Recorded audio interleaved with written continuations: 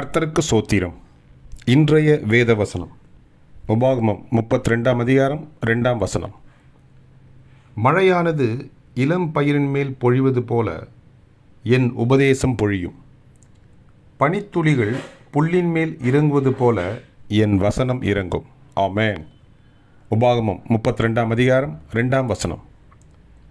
மழையானது இளம் பயிரின் மேல் பொழிவது போல என் உபதேசம் பொழியும்.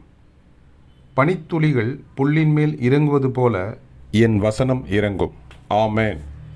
உபாகமம் 32:2. கர்த்தர் உங்களை ஆசீர்வதிப்பாராக, உங்களோடு கூட இருப்பாராக. ஆமென்.